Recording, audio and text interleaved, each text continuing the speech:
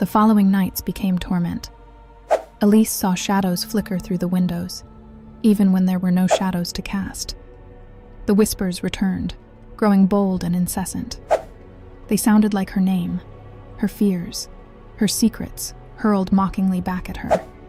She could feel her pulse sink with an unseen rhythm, her connections to the trees unsevered, her mind splintering. Desperate for answers, she delved into local archives and folklore. Records spoke of children from centuries ago who had vanished in Ashwood Circle. Ritualistic drawings depicted people tethering human figures to willow trunks as offerings to spirits that promised bountiful harvests. But those harvests had warped into curses eventually. Elise was consumed by a revelation.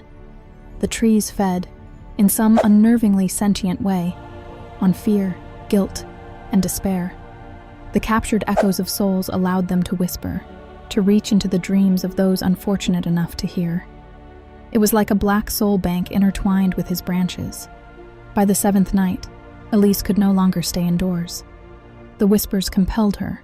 They told her, "Find us, complete the circle." She grabbed a knife, unsure if it was for protection or for something darker.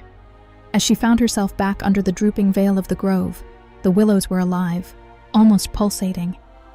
Phantasmal faces seemed to emerge from the bark, faces gaunt and pleading and terrible. The whispers became deafening. They came from the ground, the air, the trees themselves. "Why?" Elise screamed into the darkness.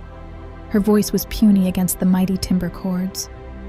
For the first time, the whispers answered in coherence. "They tethered us. Children lost to greed and foolish rights. Now we feed on what comes to us. And you belong." Her body froze as roots began twisting out of the ground, encircling her legs, spiraling up her torso. The glowing veins on her skin brightened, merging with an iridescent glow from the willows. She fought and screamed, stabbing wildly at the roots, but every snap of the vine released a piercing wail, as if an entity suffered for the severed piece. The agony of ancient spirits, all trapped within.